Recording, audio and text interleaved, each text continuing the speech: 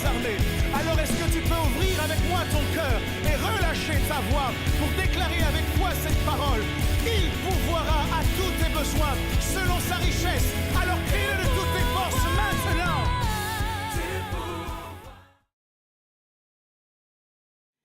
Aujourd'hui, c'est un jour de fête, un jour de joie. La vérité, c'est que la naissance de Jésus, sans sa mort et sa résurrection, n'aurait eu aucun impact. Alléluia. Je voudrais, non pas qu'on ignore la fête le jour où on célèbre la naissance de Christ, mais je crois que pour nous chrétiens, la bonne année, comme on dit, hein, le nouvel an, la Noël, hein, si vous voulez qu'on j'appelle ça comme ça. Mais en fait, la plus grande fête, c'est la fête de la Pâque. Alléluia. Parce que c'est après la mort et la résurrection de Jésus que nos vies ont pris un sens, ont eu un sens. Alléluia. Si Jésus n'était pas mort et s'il n'était pas ressuscité, on ne parlerait pas aujourd'hui de saints. Alléluia. C'est seulement après la mort et la résurrection de Christ que nos vies, que l'humanité peut espérer continuer de vivre. Alléluia. Et ce matin, je voudrais que nous parlions un peu de cela. C'est quoi la Pâque et pourquoi la Pâque? Et surtout, pourquoi est-ce que cet homme a choisi de mourir? Et pourquoi est-ce que Dieu a voulu le ressusciter? Pourquoi est-ce que Dieu l'a fait? Alléluia. Pourquoi est-ce que nous devons prendre cela au sérieux, la mort et la résurrection de Christ? Quels sont les bénéfices de la mort et de la résurrection de Christ? Pourquoi est-ce qu'aujourd'hui, cette fête mérite d'être célébrée? Pourquoi est-ce que Jésus-Christ lui-même, avant de s'en aller, a dû célébrer la Pâque? Pourquoi? Pourquoi est-ce que Jésus a fait toutes ces choses? Et nous allons en discuter aujourd'hui, parler de la Pâque. Alléluia. On va beaucoup lire aujourd'hui. Il y a des passages bibliques que je ne lirai pas parce que pour respecter le temps, nous allons avoir la Sainte Seine aujourd'hui. Donc je vais aller rapidement. Écoutez, la Bible déclare que Adam et Ève ont péché dans le jardin d'Éden. Et c'est après le péché d'Adam et Ève que Jésus, du moins Dieu, s'est senti obligé de faire couler du sang. Alléluia. La Bible dit que quand Adam et Ève ont péché, Adam et Ève n'ont pas eu le cran, je préfère dire ça comme ça, de tuer un animal pour s'en faire des vêtements. Amen. Mais ils ont préféré prendre des plantes, hein, des feuilles, pour coudre des vêtements. Je rends grâce à Dieu parce que Félicia, tu vois un peu où commence ton histoire. Alléluia. Le Seigneur, et même Adam, hein, et sa femme étaient les premiers couturiers, stylistes. Alléluia. C'est donc juste normal que nous puissions également couler dans ça. Amen. Et donc Adam et Ève prennent des feuilles pour se couvrir, pour cacher leur nudité. La vérité, c'est que Adam et Ève étaient nus, du moins s'ils se voyaient nus, mais ils n'avaient pas conscience de ce qu'ils étaient nus, parce qu'ils ne connaissaient pas le bien et le mal. Amen. Et puis quand ils ont péché, leurs yeux se sont ouverts, ils ont pris conscience de leur nudité et ils ont eu honte. Moi, je me suis demandé, ils étaient que les deux dans le jardin d'Éden. Pourquoi ils ont eu honte puisqu'ils étaient mariés et femmes?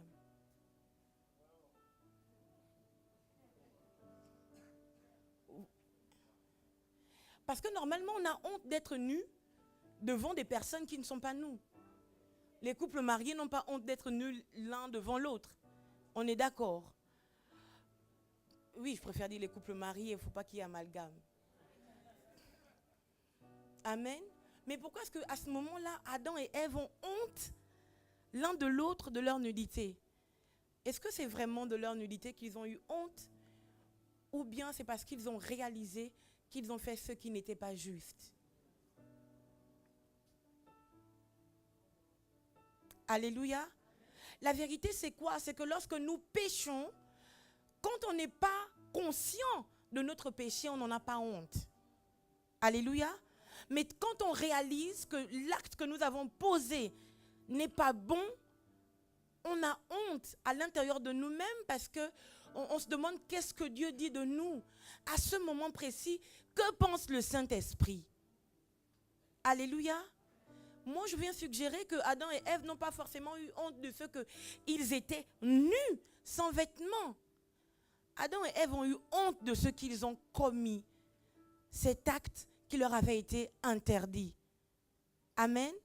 Et la Bible dit que lorsque Dieu arrive leur parler, il leur demande, il dit, Adam, où es-tu? Il dit, je me suis caché parce que je suis nu. En fait, j'ai su que tu arrivais, je me suis caché. Vous voyez que ce n'était pas forcément qu'il avait honte de Ève. Non. Il avait honte d'avoir désobéi à Dieu. Alléluia. Et c'est ce qu'on vit aujourd'hui quand on est un chrétien converti, quand on a vraiment le Saint-Esprit à l'intérieur de nous, ou du moins, quand on prête attention à la voix de l'Esprit de Jésus, quand nous posons un acte qui va à l'encontre des instructions de Dieu, on a honte. Alléluia. Je ne sais pas pour vous, mais moi j'ai honte. Amen. On a honte d'avoir désobéi. On a honte de nous rendre compte que mince, ici encore j'ai fauté. On a honte. Et c'est bien d'avoir honte. Ça veut dire qu'on a conscience de ce que Dieu veut et de ce qu'il ne veut pas. On a conscience de ce qui est bon pour nous en tant qu'enfants de Dieu et de ce qui ne l'est pas. Quand on arrive à un stade où on transgresse la loi du Seigneur et ça ne nous fait plus rien, il faut qu'on s'en inquiète. Il faut avoir le courage et le cran, non pas de faire comme Adam a fait en se cachant, mais il faut aller vers Dieu. Un peu comme David, qui allait vers le Seigneur. Il dit, mon péché est grand. Seigneur, purifie-moi avec de l'hysope. Amen. Ne pas avoir honte et rester dans notre coin. Non. Quand on réalise que, en fait, quand on fait quelque chose qui n'est pas de la volonté de Dieu, ça ne nous fait plus rien. Allez voir quelqu'un, allez-y voir votre pasteur. Dites, vraiment, pasteur, j'ai un problème. Je crois que je vis une mort spirituelle. Mais c'est vraiment ça, une mort spirituelle. Quand le péché ne nous dit plus rien, quand on a fauté, quand on s'en fiche de Dieu, quand ça ne nous fait plus rien de ne plus venir au temple, ça ne nous fait plus rien du tout de venir au temple quand on veut, quand on a désiré de venir, c'est là qu'on vient. Sinon, on peut aussi rester des semaines et des semaines sans venir au temple. Quand on est dans cette atmosphère, il faut s'en inquiéter et il faut prendre autorité sur ce genre de sentiments et d'esprit. Amen. Donc, l'humanité a été plongée dans le chaos, dans le péché, parce que Adam et Ève ont fauté depuis le jardin d'Éden. Et quand Dieu arrive, Dieu se rend compte que les feuilles de figuier ne suffisent pas. Pourquoi? Parce que la feuille se déchire facilement. Alléluia. La feuille, on peut facilement la déchirer, la détruire. Amen. Et Dieu comprend que peut-être qu'il ne l'avait pas prévu, parce que depuis qu'il avait créé, il n'a pas fait couler du sang. Dieu comprend que c'est le moment de faire couler le sang. Et Dieu tue un animal. Et Dieu prend la peau de cet animal et couvre Adam et Ève. Et je me demande, est-ce qu'il les couvre eux? Est-ce que il s'agit seulement de leur propre corps, de leur corps physique? Non, mais Dieu couvre leur péché. Par amour pour Adam et Ève, Dieu couvre leurs péchés. Je comprends pourquoi la Bible dit que l'amour couvre une multitude de péchés. Mais quand on suit l'histoire, on se rend compte que Dieu ne veut pas seulement se contenter de couvrir notre péché. Parce que couvrir notre péché veut dire faire couler le sang à chaque fois. Quand tu auras encore péché, il va encore falloir faire couler le sang pour couvrir le péché. Alléluia. Et on comprend que on ne peut pas rester dans cette situation de tout le temps faire couler le sang. Moïse apporte la loi. La Bible dit que à un moment donné, Moïse tue un animal, hein, l'agneau, et puis il asperge même sur les tablettes de la loi. Il asperge le sang. Amen. Pendant ce temps de Pâques, la Bible dit que les enfants d'Israël ont dû, eux aussi, tuer un agneau sans tache. Alléluia. Ils ont dû tuer un agneau en Égypte, on le sait. Parce que Dieu voulait détruire les enfants, tous les premiers-nés d'Égypte. J'ai failli dire les Égyptiens, mais non. En fait, il venait tuer tous les premiers-nés d'Égypte. Ça veut dire que s'il y avait un enfant israélite qui n'avait pas utilisé le sang, ce jour-là, dans sa maison, son premier-né serait mort. Alléluia. Ce qui a fait que les enfants juifs soient préservés, c'est le sang. Et c'est dans ce contexte que j'aimerais nous emmener. La Bible déclare que c'était la nuit. Amen. Que ces choses se sont passées. Moïse parle à son peuple et il dit de prendre chacun un agneau. Il fallait tuer l'agneau en question. Et il fallait manger sa chair. Et puis utiliser son sang sur les portes et les linteaux. Et il explique que, d'après la parole du Seigneur, que quand l'ange de la mort passerait, quand il verrait le sang, il n'entrera pas dans la maison où il verra le sang. Alléluia. Et c'est extraordinaire parce que c'est un acte hautement mystique, mais imaginez-vous. Vous êtes obligé de tuer un animal et puis vous prenez son sang pour l'apposer sur vos portes et vos linteaux. C'est quand même bizarre. Alléluia. C'est ce type d'acte que Moïse a demandé aux enfants d'Israël qui avaient déjà du mal à croire que Dieu leur avait envoyé Moïse pour être délivrés. Mais Moïse vit encore avec des choses étranges, disant il faut tuer des animaux, prendre le sang et l'apposer sur vos murs, sur vos portes et vos linteaux. C'est curieux. Alléluia. Ce sont des choses que le monde ne peut pas accepter, que les hommes ne peuvent pas accepter. Ce sont des choses d'une autre dimension. Mais je viens dire ce matin que le christianisme, le christianisme, c'est une entité. La foi chrétienne n'est pas quelque chose de naturel, mais c'est surnaturel. Ça veut dire qu'il y a des choses étranges que Dieu nous demandera de faire si nous voulons être assis dans ce monde. Il y a des choses que Dieu nous demandera de faire si nous voulons avancer dans ce monde. Il y a des choses que Dieu nous demandera de faire, même si cela paraît étrange, beaucoup trop mystique, beaucoup trop bizarre. Le souci, c'est quoi? C'est que si les enfants d'Israël avaient refusé de faire ça, comment tu peux nous demander de mettre le sang sur nos portes? Ça fait bizarre, on n'est pas des sorciers quand même. Nous ne sommes pas des occultistes quand même. S'ils avaient refusé d'obéir à Moïse, eh bien, ils auraient connu la mort. Alléluia. Je viens dire à quelqu'un aujourd'hui, sache que dès que tu as dit oui à Jésus, c'est fini, tu es un homme étrange. Dès que tu as dit oui à Jésus, c'est fini. En fait, c'est toi qui l'ignores. Mais le ciel et la terre, les anges et les démons, Dieu et Satan savent que tu es un homme, une femme étrange. Et je prie vraiment que le pouvoir de l'étrange soit ton partage. C'est-à-dire que quand un sorcier viendra pour pouvoir te détruire, qu'il trouve que tu n'es même pas un être humain. Tu es comme un feu, tu es comme un vent. D'ailleurs, la Bible dit, il fait de ses messagers des flammes de feu. Alléluia. Alléluia. Nous ne pouvons pas continuer de rester dans le naturel. Parce que être chrétien, ce n'est pas quelque chose de naturel. Être chrétien, c'est quelque chose d'extraordinaire. Ça fait partie de l'étrange et du paranormal. Alléluia. Dieu, à travers Moïse, savait que les enfants d'Israël ne pouvaient pas être normaux. Parce que cette nuit-là, quelque chose de bizarre devait arriver. Alléluia. Il fallait les pousser dans leur retranchement. Il a dit que c'est quelque chose qu'on mange. On ne laisse pas ça pour le lendemain. Il faut finir l'agneau aujourd'hui. Il faut finir. C'est quelque chose qu'on mange totalement. Tu n'as pas le choix. Et quand tu auras fini de manger, prends le sang, ce qui est merveilleux, c'est que ce n'est pas Moïse qui est allé dans chaque maison. Moïse n'a pas pris le sang.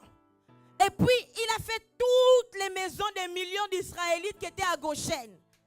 Non, Moïse n'a pas fait ça. C'est chacun qui devait faire pour sa maison. Je prie que chacun de vous se lève pour sa maison.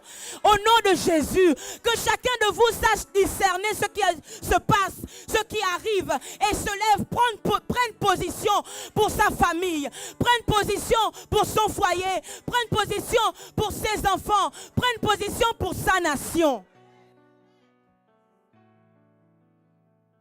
La semaine dernière, on nous a dit que le roi nous donne la parole. Et Moïse a donné une instruction.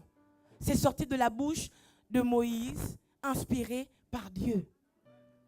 Et puis chaque enfant d'Israël s'est levé et a dû plonger ses mains dans le sang. Oui.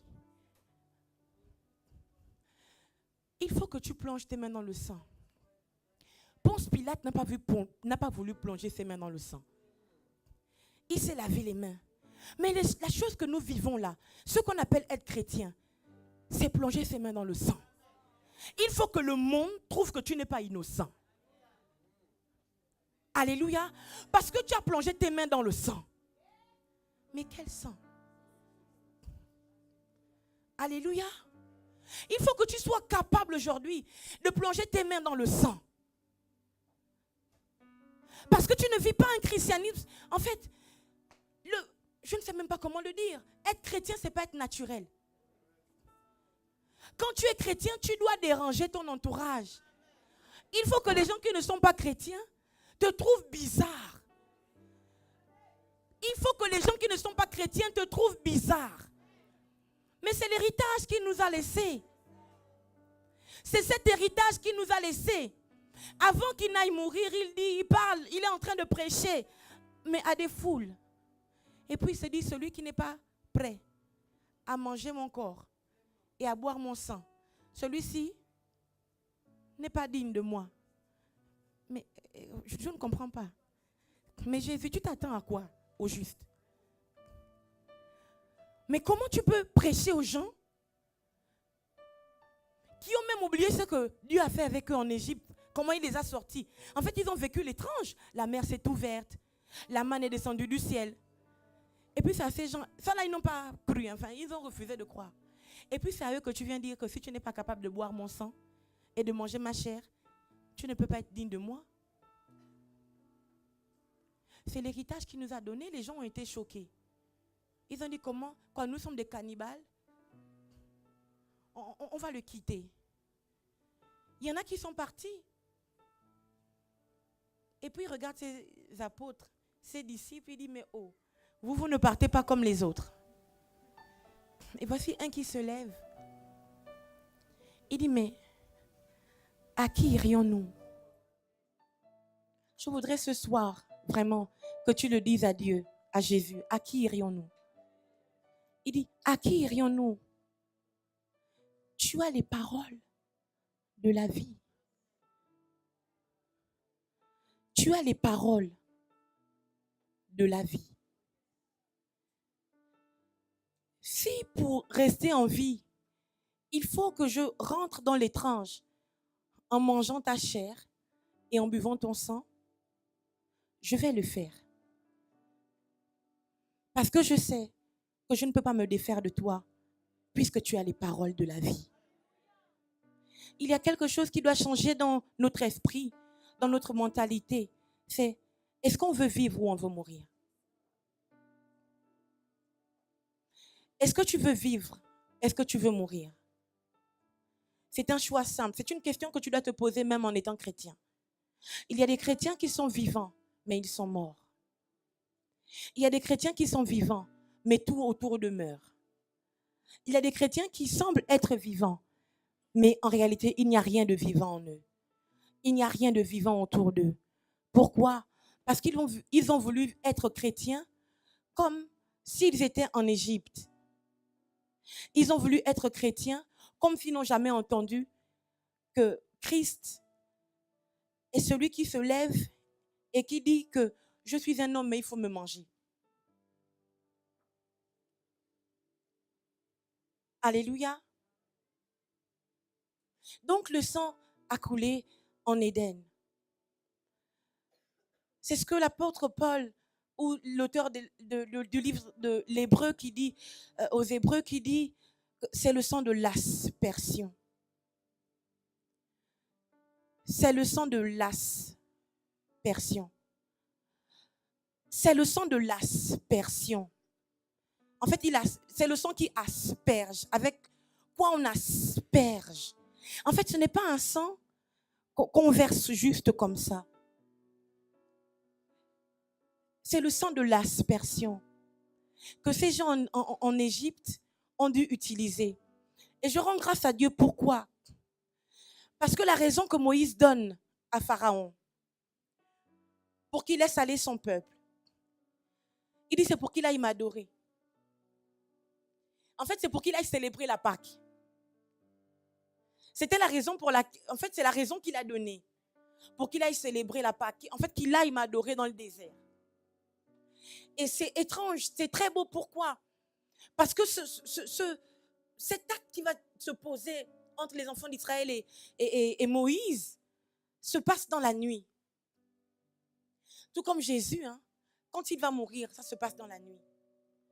C'est merveilleux. Pourquoi? Du moins, on le conduit à la mort, on le livre dans la nuit. C'est beau. Pourquoi? Parce que moi, ça me donne de l'espoir.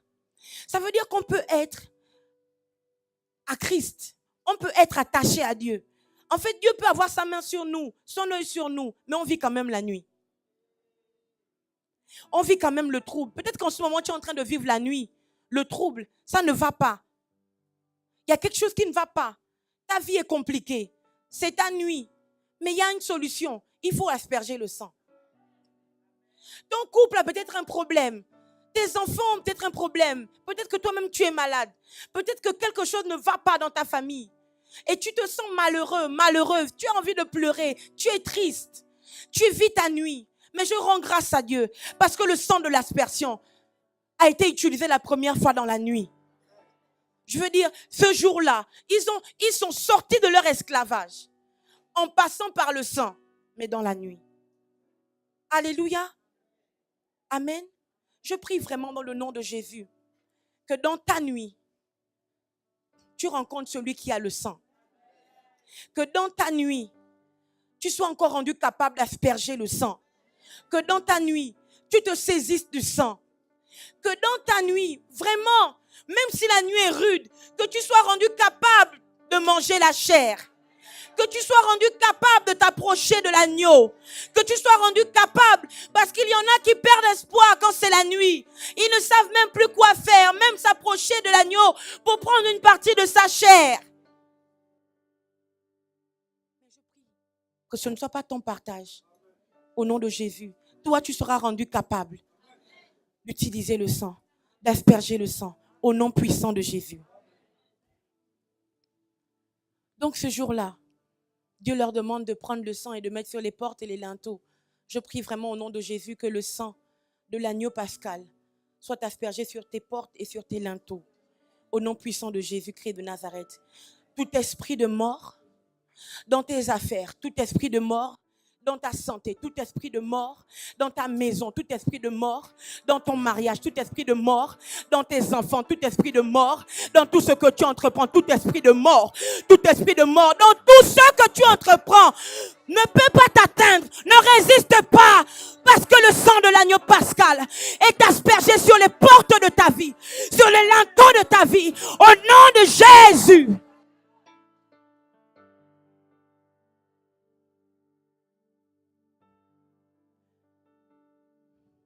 L'agneau pascal. Et puis cet agneau revient. Du moins,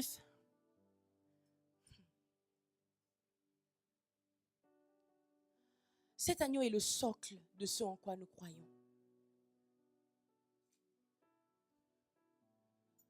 Cet agneau est le socle de ce en quoi nous croyons. Le socle de notre délivrance. Le socle de notre succès. Le socle de notre espoir et de notre espérance. Cet agneau est le socle de ce en quoi nous croyons. Si nous ôtons l'agneau de la chrétienté, il n'y a plus rien. La Bible dit qu'Abraham a emmené son fils pour le sacrifier. Et il allait avec ses serviteurs et son fils. Et quand ils arrivent au pied de la montagne, en fait, en marchant, le fils demande, mais je vois, il y a le bois, on a tout, on a le feu, mais où est l'agneau? Et la Bible déclare que Abraham lui dit, l'Éternel pourvoira. Je rends grâce à Dieu. Je rends grâce à Dieu parce que nous sommes certainement, j'imagine ce vieux Abraham, ce vieil homme, à qui Dieu a dit, laisse partir Agar et son fils. Et donc il se retrouve avec Isaac comme seul fils. Et Dieu lui dit, lui aussi donne-le-moi. En marchant, ce vieil homme est troublé, triste. Il se demande, mais qu'est-ce qui m'arrive? Est-ce que ce Dieu-là est vraiment un bon Dieu? Mais qu'est-ce qui va se passer là-bas? Est-ce que j'y arriverai? Est-ce qu'il n'y aura pas un miracle? Voici les questions qu'Abraham se posait. Peut-être que tu te poses les mêmes questions. Mais comment je vais faire? C'est un gros problème. C'est trop grave. C'est terrible. Mon Dieu, les années passent. Qu'est-ce qui m'arrive? Seigneur, tous les jours, je vais à l'église. Seigneur, tu m'as donné des promesses. Mais tu as parlé, Seigneur. Tu as dit que je suis le père d'une multitude. Mais tu me dis de tuer mon enfant.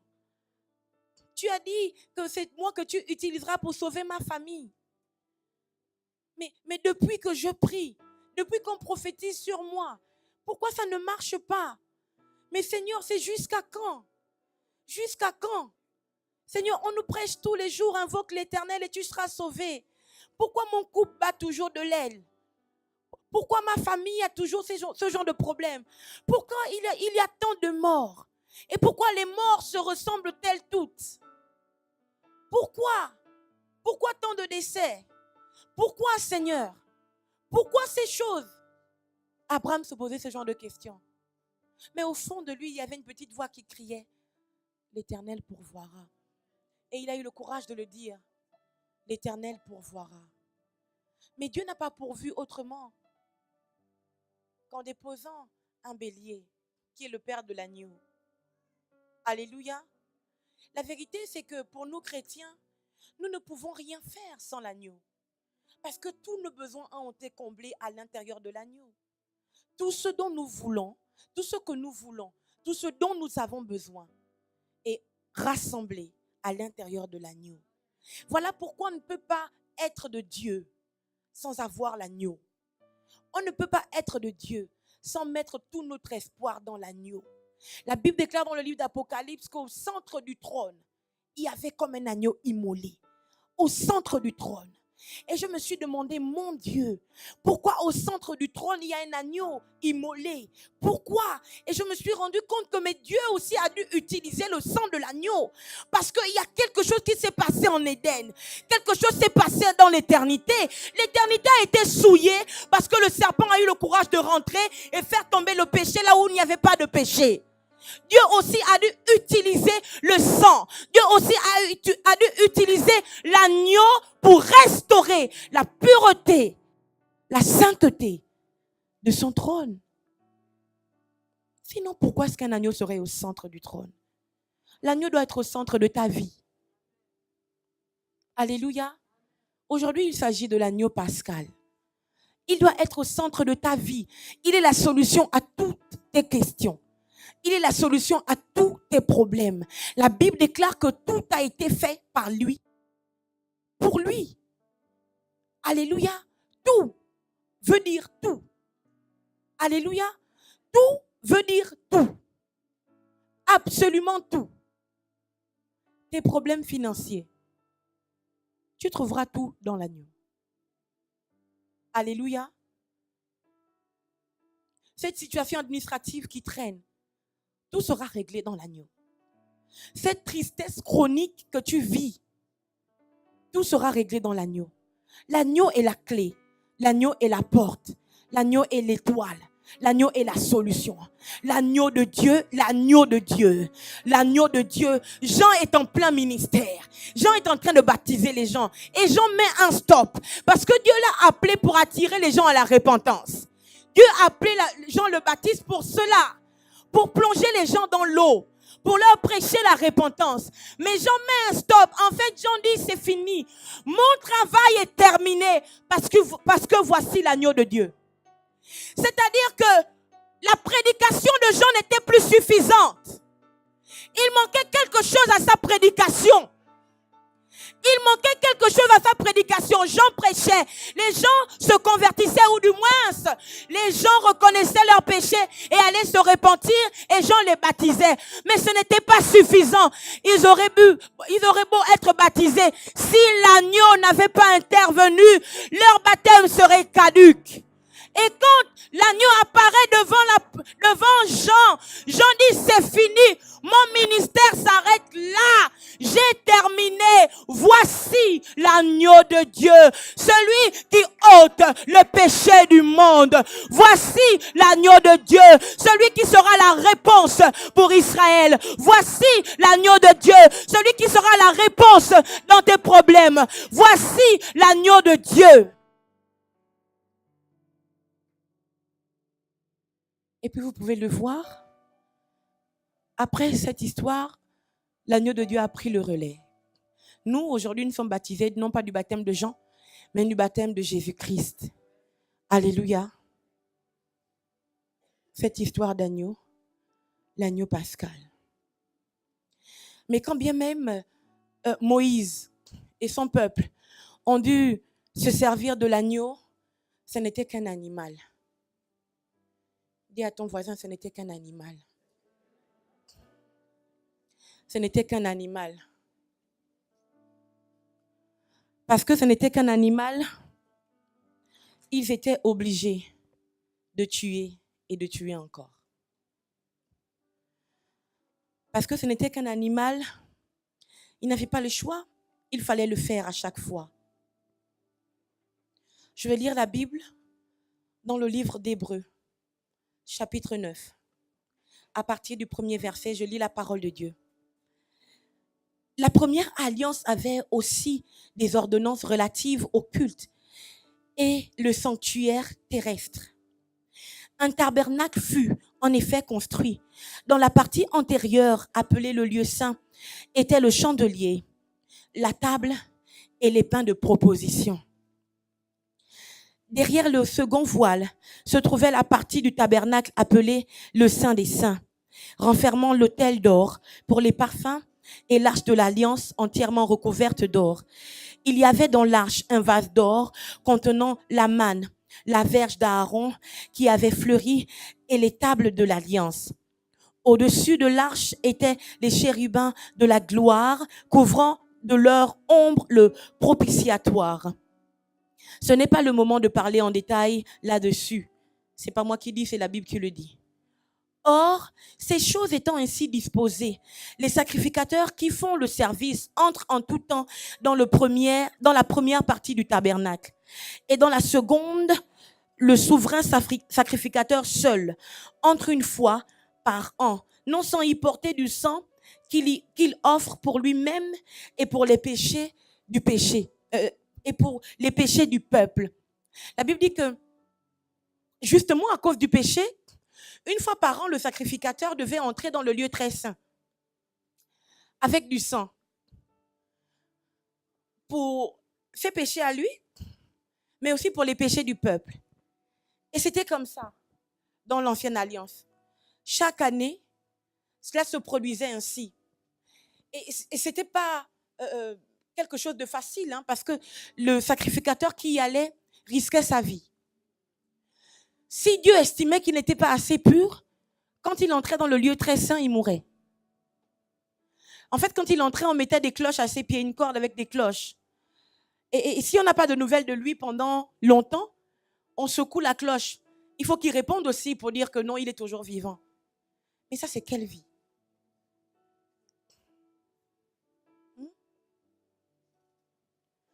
C'est quelle vie? De rentrer dans le lieu très saint, mais être quand même rattaché au monde.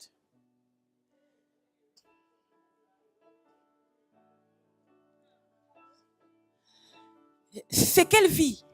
De rentrer dans le lieu très saint, mais il y a quand même là-bas, de l'autre côté, quelque chose qui te maîtrise. Quelque chose qui peut contrôler ce que tu fais dans le lieu très saint. Mais je rends grâce à Dieu. Vraiment. Parce que j'ai pris conscience. Gloire à Jésus. Que le lieu très saint, c'est mon histoire avec Dieu. Et je ne peux pas mêler quelqu'un d'autre à cela. Comme le sacrificateur qui était obligé de mêler les gens à cela. Il voulait savoir est-ce que tu es toujours vivant. Le problème du sacrificateur, quand il mourait dans le lieu très saint, c'est parce qu'il était vivant. Il fallait qu'il meure. Quand tu es déjà mort, tu ne meurs pas deux fois. Et c'est ce que Jésus a fait. En fait, Jésus nous a introduits dans la mort. Alléluia. Pour qu'on ne meure pas deux fois.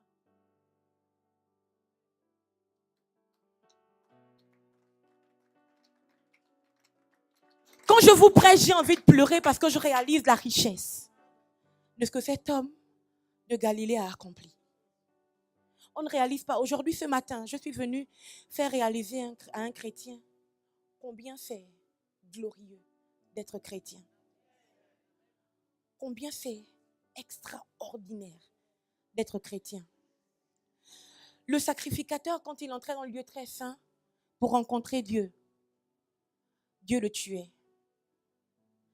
Parce que le sang qu'il apportait n'était pas un sang infaillible. Aujourd'hui, quand nous rentrons dans le lieu très saint, Dieu ne peut pas nous tuer.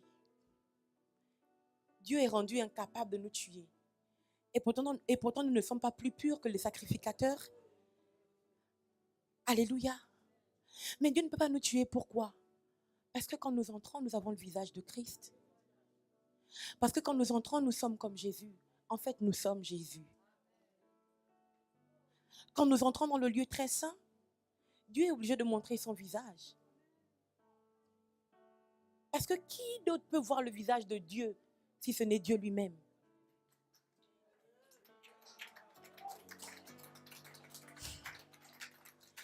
Je loue le Seigneur d'être enfant de Dieu. Parce que quand Moïse a dit, Seigneur, fais-moi voir ta gloire, Dieu a dit, tu ne peux pas voir ma gloire et rester en vie. Mais c'est normal, il rentre dans le lieu très saint, là où il y avait l'arche de l'alliance, et croire qu'il restera en vie. Dieu dit, non, il n'y a pas de souci. Écoute, puisque tu insistes, je vais te montrer une partie de moi. Il monte son dos. Mais je rends grâce à Jésus. Parce que nous, quand on dit, fais-moi voir ta gloire, la Bible déclare que Dieu est descendu lui-même dans le corps d'un homme et nous a montré son visage. Il n'a pas fait comme Moïse. Il n'a pas fait comme il a fait avec Moïse en montrant seulement son dos. Mais le dos de Dieu n'était pas suffisant. Il fallait rencontrer Dieu pour devenir des dieux. Il fallait plonger notre regard dans le regard de Dieu pour devenir comme Dieu. Voilà pourquoi Moïse était limité malgré les agneaux qu'il tuait à chaque fois. Il était limité. Aaron était limité. Mais tous, de père en fils, étaient limités. Mais gloire soit rendue au Seigneur Jésus. Parce que lui, quand il est arrivé, il a brisé la barrière de la limitation. Je peux m'introduire dans le lieu très saint et rester vivante. Tu peux t'introduire dans le lieu très saint et rester vivant. Mais tu ne t'introduis pas seulement pour rester vivant, mais tu parles aussi avec Dieu. Tu parles, tu plaides pour ta cause. Toi aussi, tu as le droit. Mon Dieu, mon Dieu, mon Dieu. Avant, il n'y avait que le sacrificateur qui pouvait aller plaider la cause du peuple. Mais gloire soit rendue à Jésus-Christ. Parce qu'aujourd'hui, moi aussi, je suis rendu capable de plaider moi-même ma cause. De m'approcher devant Dieu. Non pas comme étant Shirley Dorego, mais comme étant Christ. Parce que je suis à l'intérieur de Christ. Je peux rentrer en face de Dieu et lui dire, Seigneur, c'est moi. Toutes ces choses sont rendues possibles grâce à l'agneau pascal. Grâce à lui. Je ne sais pas si ce matin tu réalises la richesse d'être chrétien. Écoute, si tu réalises la richesse d'être chrétien, je t'assure, ça devrait susciter en toi ce que la Bible dit, Christ en nous. Christ en nous. Christ en nous, l'espérance de la gloire. Ça veut dire que même si je suis en train de vivre quelques ténèbres, mais qui peut m'arracher l'espérance de la gloire? Mais qui peut m'arracher l'espérance de la gloire? Qui peut m'arracher cela?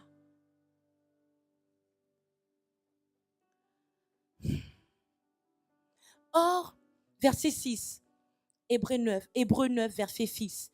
Or, ces choses étant ainsi disposées, les sacrificateurs qui font le service entrent en tout temps dans la première partie du tabernacle et dans la seconde, le souverain sacrificateur seul entre une fois par an, non sans y porter du sang qu'il offre pour lui-même et pour les péchés du peuple. Le Saint-Esprit montrait par là que le chemin du lieu très saint n'était pas encore ouvert tant que le premier tabernacle subsistait. C'est une figure pour le temps actuel où l'on présente des offrandes et des sacrifices qui ne peuvent rendre parfait sous le rapport de la conscience celui qui rend ce culte et qui, avec les aliments, les boissons et les diverses ablutions, étaient des ordonnances charnelles imposées seulement jusqu'à une époque de réformation. Mais Christ est venu comme souverain sacrificateur des biens à venir. Il a traversé le tabernacle plus grand et plus parfait, qui n'est pas construit de main d'homme, c'est-à-dire qui n'est pas de cette création. En fait, Jésus nous donne accès au tabernacle qui n'est pas de cette création. Il est entré une fois pour toutes dans le lieu très saint, non avec le sang des boucs et des veaux, mais avec son propre sang, ayant obtenu une rédemption éternelle. Car si le sang des taureaux et des boucs et la cendre d'une vache répandue sur ceux qui sont souillés sanctifie et procure la pureté de la chair, combien plus le sang de Christ qui par un esprit éternel s'est offert lui-même sans tache à Dieu, purifiera-t-il votre conscience des œuvres mortes afin que vous serviez le Dieu vivant. Verset 15. Et c'est pour cela qu'il est le médiateur d'une nouvelle alliance, afin que, la mort étant intervenue pour le rachat des transgressions commises par la première alliance, ceux qui ont été appelés reçoivent l'héritage éternel qui leur a été promis. Ce matin, je viens parler du rachat. Il nous a rachetés de la mort. Il nous a rachetés du trouble. Il nous a rachetés de la mort éternelle. Il nous a rachetés du manque d'espoir. Il nous a rachetés. Nous étions perdus, vendus. Jésus est parti avec son sang nous racheter. Je ne sais pas qui te ment, mais tu as déjà été racheté. Voilà pourquoi tu ne peux plus faire des efforts pour vivre la gloire de Dieu. Parce que tu as déjà été racheté. Pas un bas prix. Non, pas un bas prix. Vous imaginez toutes les années qu'ils ont fait à tuer des boucs et des veaux, des agneaux. Ça ne t'a pas racheté. Ce qui t'a racheté, c'est l'agneau pascal. C'est Jésus-Christ. Son sang. Alléluia. Et ce qui est merveilleux, c'est que quand je rentre en alliance avec ce sang, je ne suis pas seulement racheté moi, mais tout ce qui m'appartient est racheté. Je viens dire ce matin qu'il y a de l'espoir. Il y a de l'espoir pour toi, provider. Il y a de l'espoir pour nous, chrétiens. Il y a de l'espoir. Nous pouvons tout accomplir parce que tout a été accompli. Nous pouvons tout réussir parce que Jésus a bouclé la boucle. Nous pouvons tout faire, tout entreprendre. Nous pouvons nous lever. Rien ne doit nous effrayer. Tu ne dois pas hésiter à faire ce pourquoi Dieu t'a appelé. Parce que Jésus a bouclé la boucle. Tout est accompli. Verset 16. Car là où il y a un testament, il est nécessaire que la mort du testateur soit constatée. Un testament, en effet, n'est valable qu'en cas de mort, puisqu'il n'a aucune force tant que le testateur vit. C'est grave. Voilà pourquoi c'est avec du sang que même la première alliance fut inaugurée. Moïse, après avoir prononcé devant tout le peuple tous les commandements de la loi, prit le sang des veaux et des boucs avec de l'eau, de la laine écarlate et de l'hysope Et il fit l'aspersion sur le livre lui-même et sur tout le peuple, en disant, ceci est le sang de l'alliance que Dieu a ordonné pour vous. Il fit pareillement l'aspersion avec le sang sur le tabernacle et sur tous les ustensiles de culte. Et presque tout, d'après la loi, est purifié avec du sang. Et sans effusion de sang, il n'y a pas de pardon. Il était donc nécessaire, puisque les images des choses qui sont dans les cieux devaient être purifiées de cette manière, que les choses célestes elles-mêmes le fussent par des sacrifices plus excellents que cela. Il dit ici que les choses célestes devaient être purifiées. Je vous ai dit que Dieu a eu recours au sang de l'agneau pour purifier également son environnement. Alléluia. Car Christ n'est pas entré dans un sanctuaire fait de mains d'hommes, en imitation du véritable, mais il est entré dans le ciel même, afin de comparaître maintenant pour nous devant la face de Dieu. Et ce n'est pas pour s'offrir lui-même plusieurs fois qu'il y est entré, comme le souverain sacrificateur à chaque année, dans le sanctuaire avec du sang étranger. Autrement, il aurait fallu qu'il eût souffert plusieurs fois depuis la création du monde, tandis que maintenant, à la fin des siècles, il a apparu une seule fois pour abolir le péché par son sacrifice. Pour abolir le péché par son sacrifice. Et comme il est réservé aux hommes de mourir une seule fois, après quoi vient le jugement. De même, Christ, qui s'est offert une seule fois pour porter les péchés de plusieurs, apparaîtra sans péché une seconde fois à ceux qui l'attendent pour le salut. C'est la parole de Dieu.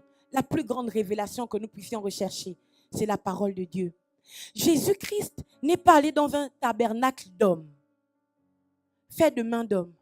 Jésus allait directement dans le ciel. Parce qu'il ne voulait pas nous donner accès à un simple temple. Alléluia. Il voulait nous donner accès au ciel. Et là, je monte d'un cran dans ma prédication. Comprends que lorsque tu es chrétien, bien aimé dans le Seigneur, les endroits où tu dois traiter les choses, ce n'est pas sur la terre. Comprends que là, lorsque tu es chrétien, si ton christianisme devait se vivre seulement sur la terre, Jésus serait rentré dans le temple de Jérusalem, déchirer le voile lui-même et puis parler, dire voilà, maintenant vous tous, vous pouvez rentrer dans le lieu très saint. Non, non, non, non. Jésus est mort sur la croix pour nous donner accès au ciel. Jésus est mort sur la croix pour nous donner accès au ciel. Ça veut dire qu'il y a des choses que tu vis, que la terre ne peut pas régler. Voilà pourquoi Jésus est descendu. Parce qu'il savait qu'il y a des choses que tu es obligé de porter vers le ciel pour que ces choses se règlent. Bien-aimé dans le Seigneur, tu ne peux pas continuer comme ça. Non, non, non. Tu n'es pas quelqu'un de naturel. Non, non. Tu es un esprit. Tu habites dans un corps et tu as une âme. Mais tu es d'abord un esprit. Et les esprits ne se baladent pas sur la terre pour se balader. Les esprits ont accès aux choses invisibles. Les esprits ont accès aux choses invisibles. Et la chose invisible que tu dois rechercher, c'est la présence de Dieu. C'est la présence de Dieu. Il faut qu'un chrétien désire monter dans le 3e ciel. Parce que Jésus nous a donné accès au 3e ciel. Il y a des choses qui ne pourront pas se régler seulement sur la terre. Il y a des choses que les prières que tu fais en haut, comme on dit, les prières que tu fais sans percevoir l'importance de qui vit en toi, ne pourront pas régler. Il y a des choses que tu ne pourras régler que si tu montes dans le ciel. C'est à cause de ça que quand je prie souvent, je dis en Jésus-Christ à la droite du Père, maintenant je déclare. Il dit, si vous demeurez en moi, alléluia, je vais demeurer en vous. En fait, si on conserve sa parole, il demeure en nous. Mais si Jésus demeure en nous, Jésus vit où? En nous. Mais il est où? Son trône est où? Son trône est où? La Bible dit quoi? Qu'il est assis à la droite du Père. Chaque jour, il intercède pour nous. Mais bien aimé, qu'est-ce qui te résiste? Parce que tu refuses de monter. Tu refuses de monter. Mais comprenez quelque chose. c'est que ce que nous sommes mystiques. Et tu vis tous les malheurs que tu vis parce que tu refuses ton identité. Si Christ est ton identité, chaque jour, tu dois avoir accès à la présence de Dieu. Tu dois avoir accès au trône de Dieu. Tu dois bousculer les éléments du trône. Tu dois bousculer les éléments du trône. Tout ce qui est alentour du trône. Mais regardez, mon Dieu, quand la Bible décrit, c'est ce livre d'Hébreux qui dit que sur l'arche de l'alliance, il y avait des chérubins. Mais c'était des dessins. C'était des images. Mais quand ils en parlent, c'est comme, tu as l'impression que c'est vraiment les chérubins qui étaient là. Si eux, sans le Saint-Esprit, peuvent réaliser que c'est pas seulement une image, c'est cette image, cette représentation de chérubins. C'est que les chérubins étaient vraiment là. Mais à combien plus forte raison nous qui avons l'esprit de Jésus, nous qui avons eu la capacité de voir, mais pas une vision obstruée, non, mais d'une vision claire, puisque Dieu lui-même habite en nous. Si je veux avoir accès au ciel, je dois voir clairement ce qu'il y a dans le ciel. Puisque Dieu lui-même habite en nous. Ça veut dire que quand je monte dans le ciel, je ne cherche pas c'est quoi, puisque c'est moi-même Dieu qui marche dans les couloirs de Sion. Il faut qu'un chrétien marche dans les couloirs de Sion. Tu es dérangé par beaucoup de choses sur la terre, mais c'est normal. Quand tu t'es connecté à Jésus, la terre c'est que une représentation de 1% de qui tu es. Tout en toi montre que tu ne peux pas seulement vivre sur la terre comme ça. C'est pour ça qu'à un moment donné, il y a un vide. On est dérangé. Il y a un moment donné, il y a des choses qui ne vont pas. Parce qu'on n'est pas d'ici. On n'est pas d'ici.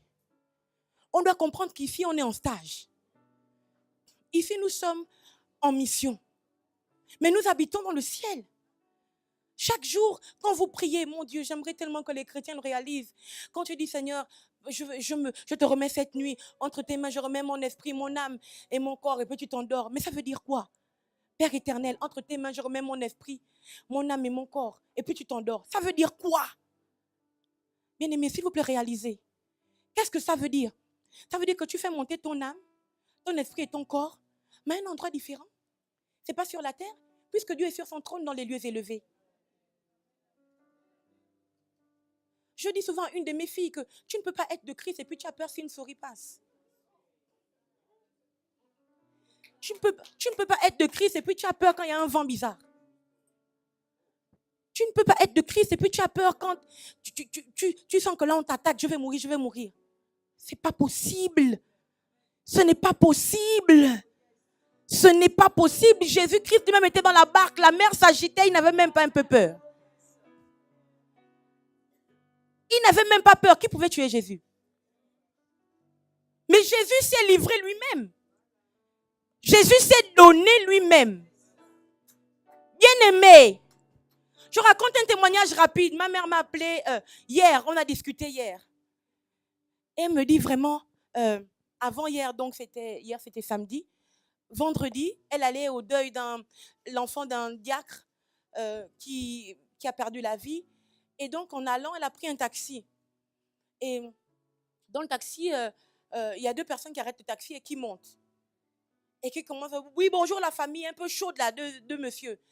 Et maman me dit que dans son cœur, vraiment elle a senti à l'intérieur d'elle que ce bonjour n'était pas du tout, franc, droit, voilà, sincère. Et elle a commencé à parler en langue dans son cœur. Et le monsieur commence à dire, oui, il commence à, dire au taximan, oui, amène-nous là-bas. Mais le taximan demande, mais où? Donnez-moi une direction parce que je ne peux pas juste rouler comme ça. Oui, tu me parles comme ça à moi. Tu me parles comme ça à moi. Oh, mais sans rien. En réalité, à la fin de l'histoire, pendant que les choses se passent, le gars prend le coffre du taximan. En fait, c'était des braqueurs. C'est des gens ils agressaient le taximan. Et quand ils ont commencé à faire leurs choses et tout, et ça chauffait dans la voiture, le taximan tanguait et tout ça. Maman disait, mon Dieu, Seigneur, rends-moi invisible. Rends-moi invisible, Seigneur, je t'en supplie. Rends-moi invisible. Et pendant que le taximan il est obligé de garer en trompe et toutes ces choses. Et ma mère me dit que entre ces deux messieurs, elle passe. Les gens en fait, les messieurs ne la voient même pas. Elle me dit que je tremblais tellement. Et j'ai réalisé que mon Dieu m'a vraiment rendu invisible. Ceux qui sont à Libreville, vous connaissez que quand un taximan est braqué, que tu es dans le taxi, toi aussi tu es braqué. À un moment donné, il prend le taximan, il commence à l'étrangler et tout ça. Donc maman court pour dire aux gens qu'au secours, quoi. Mais vous imaginez la pauvre vieille. Elle a vécu, je veux dire, c'est pas comme si c'était un bébé ou bien une feuille. Non, elle était bien là, dans la nuit noire. Alléluia. Elle est passée comme ça, dit entre les deux messieurs. Elle est passée. Mais bien aimé, nous on aurait fait quoi? Mais en fait, elle a pris conscience. Mais regardez sa prière, rends-moi invisible. Mais qu'est-ce que c'est une prière normale? Parce que tu comprends qu'en fait, parce que tu es attaché à Christ, tu peux vivre le miraculeux de cette façon. Dire à Dieu, rends-moi invisible. C'est le bishop David de l'époque qui racontait qu'un jour, il était dans son bureau et des gens arrivent pour le tuer. Avec des armes et tout. Il est assis dans son bureau. Il est où? Avec des armes. Il est où? Il ne trouve pas. Et c'est la première fois qu'il expérimentait aussi l'invisible. Il réalise que, mais il ne me voit pas, mon Dieu. Mais il est assis sur son bureau. Pas qu'il est sous le bureau comme nous, on aurait fait peut-être courir, se cacher. Non. Il est assis sur le bureau. Il le cherche, il ouvre les placards, il se courbe, il ne trouve pas. Il dit, oui, allô, il n'est pas là. Mais il était juste en face d'eux. Qui nous rend invisibles? Qui est capable de faire ça? Mais en dehors de l'alliance, c'est pas possible de vivre ce genre de choses. Mais dans l'alliance, on vit ce genre de choses. Alléluia. Mais je peux parler de plusieurs expériences comme ça. Mais on est capable de vivre ça. Pourquoi? C'est quand tu prends conscience. Je prends conscience que moi, on ne peut pas me manger n'importe comment. Mais c'est pas, faut être très fort pour essayer de me manger. Mais tu vas même faire comment? Alléluia. On ne peut pas te broyer facilement. On ne peut pas te faire perdre pied facilement. Elle était dans sa peur, mais elle a quand même pensé, rends-moi invisible. Mais c'est ça le christianisme. La foi, ce n'est pas quelque chose de matériel. Mais la foi ne s'explique pas par la parole. La foi s'explique par des expériences extraordinaires. Mais comment tu peux jeter ton bâton au sol, il devient le serpent? Il devient une verge. Mais bien aimé, mais comment est-ce possible que lui-même il dit que vous allez boire des breuvages mortels, mais vous n'allez pas mourir? Mais vous expliquez ça comment? Il dit bien breuvage mortel. Mais toi, tu ne meurs pas. Mais c'est ça la foi chrétienne. Comment est-ce possible? Comment est-ce possible qu'on t'envoie le feu, qu'on t'envoie toute forme de flèche et tu es toujours debout? Tu continues de vivre comme si de rien n'était. Qui nous donne cette dimension? Ce n'est pas, je veux dire, si même dans l'ancienne alliance, quand ils marchaient, il y avait le feu qui marchait devant eux, au-dessus de la nuit.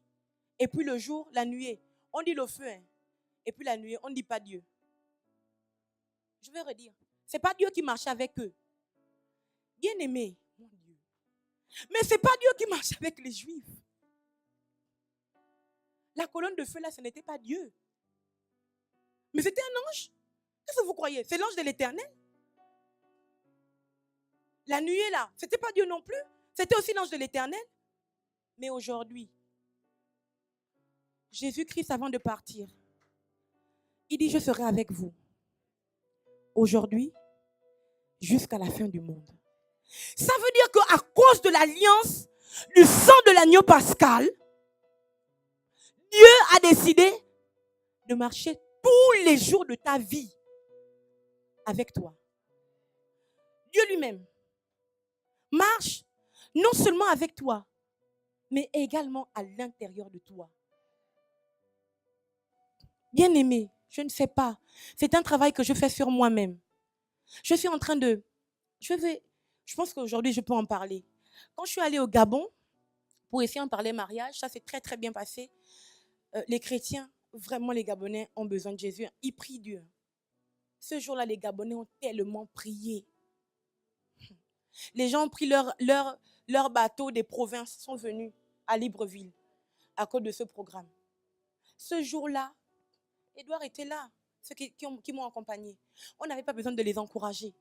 Ils ont prié comme des... Non, c'est-à-dire qu'ils étaient enragés. Hommes comme femmes, comme enfants. Tout le monde criait à Dieu. C'était très grave ce qui s'est passé au Gabon. Pendant ici, on parlait mariage. Avant déjà le programme, il y avait des menaces d'attaque. Je l'ai envoyé aux intercesseurs. Quelqu'un avait déposé le flyer du programme avec des clous à l'intérieur dans la corbeille d'offrande dans une église sœur. Et le pasteur de l'église m'a contacté, me disant, je sais que tu pries déjà, mais il faut que ton équipe de prière augmente la prière parce que voilà. Et pendant le programme, moi, je tentais déjà des attaques au niveau de mes pieds. Mais bon, je n'avais pas beaucoup le temps de me centrer dessus parce qu'il fallait que je me concentre sur le programme. Et quand le programme est fini, le dernier jour du programme, d'abord le deuxième jour, en rentrant à la maison, je descends de la voiture, je suis avec le pasteur Sandy et je ne sais pas pourquoi est-ce que le Seigneur me demande de regarder le ciel. Et quand je regarde le ciel, il y a une voûte, quelque chose d'étrange, de bizarre au-dessus de ma tête. Mais vraiment un truc étrange. Je dis, oh, pasteur Sandy, tu vois ce que je vois en haut? Elle dit, mais ça c'est quoi? Mais c'est bizarre ça. Et quand on s'est dit ça toutes les deux, les chiens ont commencé à pleurer dans le quartier. Vous voyez le son que les chiens font quand ils pleurent? Ils n'aboient pas, ils pleurent là. Et puis elle m'a dit non, il faut qu'on rentre vite. Quand tu entends ça, c'est qu'il y a quelque chose de bizarre qui se passe. On est rentré. Et le lendemain, j'ai fini le programme, mais j'avais très très mal le pied. Mais je tenais. Et quand je vais à l'aéroport, j'ai extrêmement mal. Mais c'est atroce. J'ai mal à la plante des pieds, très très mal. Et on va dans l'avion, je suis avec Antonia, mais j'ai du mal même à dormir dans l'avion parce que j'ai très mal le pied. Quand je descends de l'avion, mes pieds sont très enflés et je ne peux pas mettre mes chaussures. J'avais des sandales, j'ai juste mis histoire de ne pas poser les pieds au sol. Mais je n'ai même pas enfoncé parce que ça ne pouvait pas rentrer, c'était trop enflé.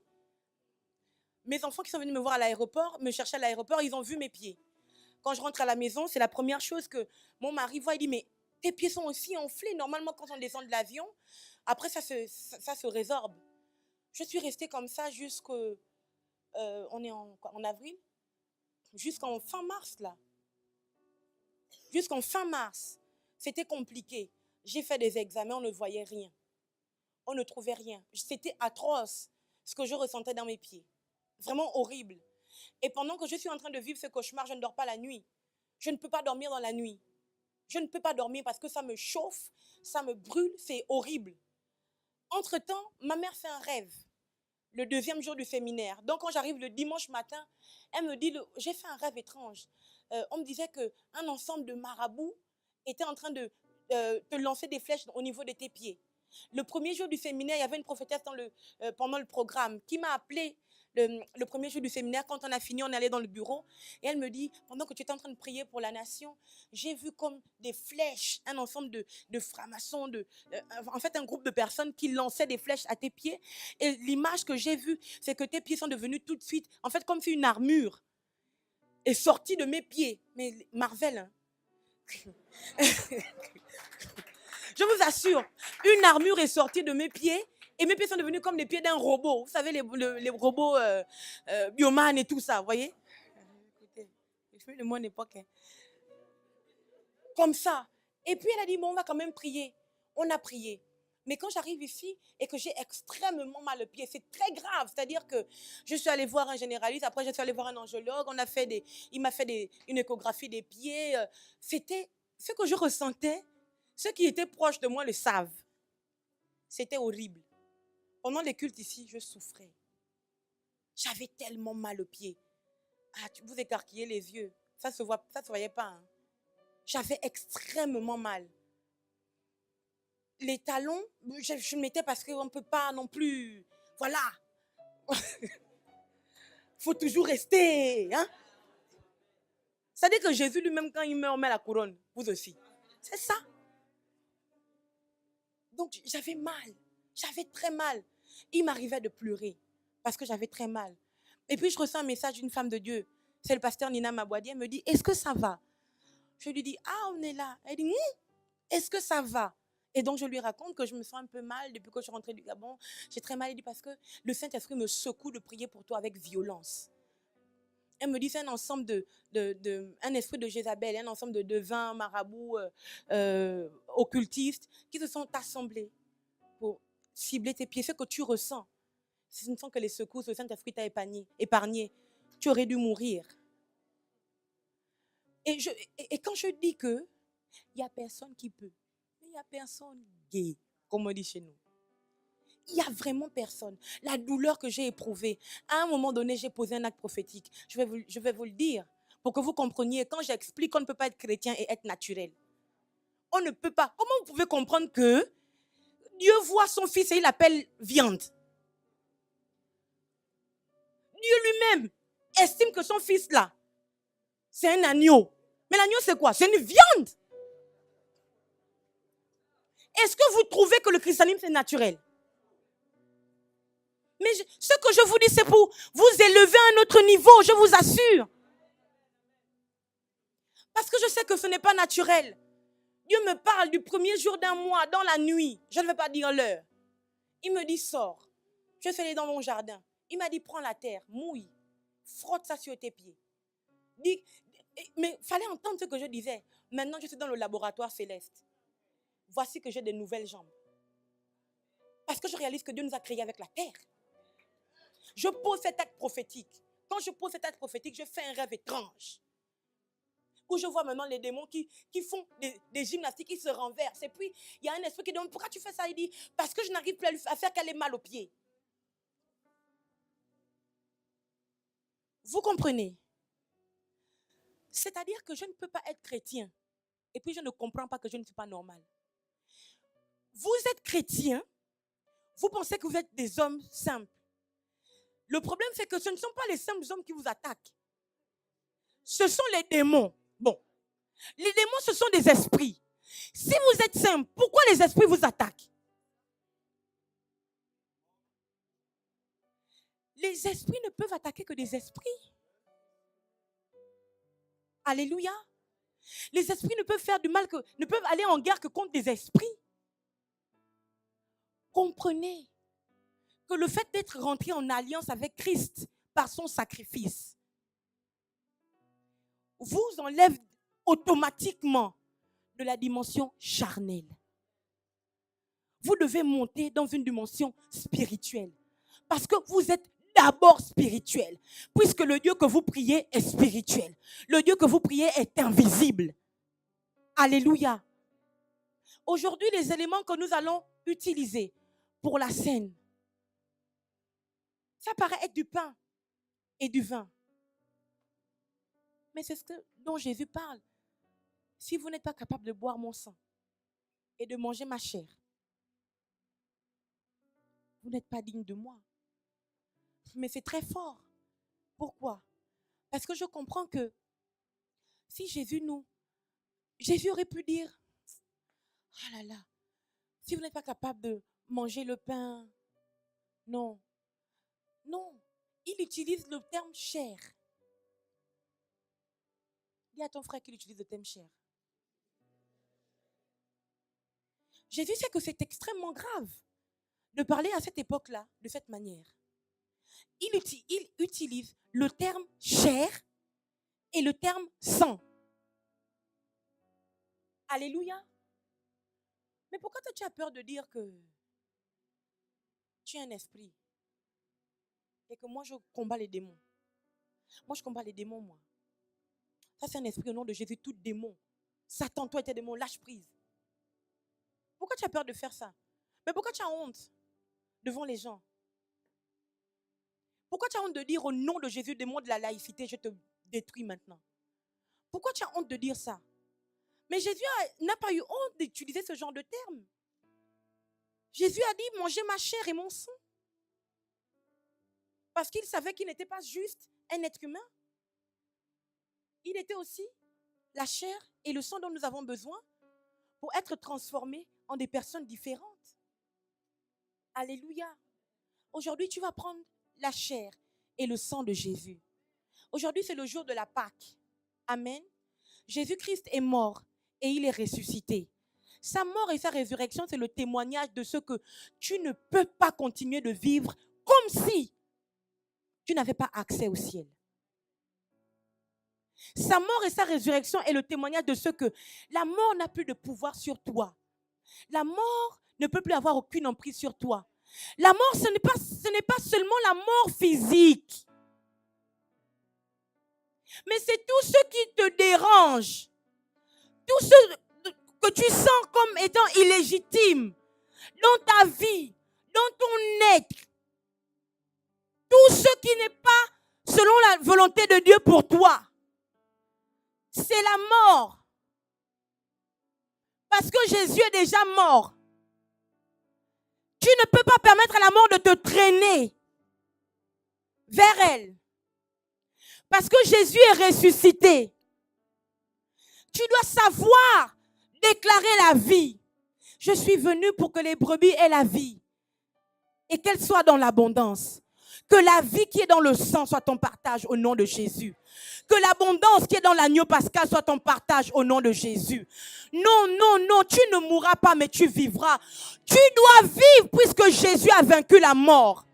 C'est une obligation, tu es obligé de vivre.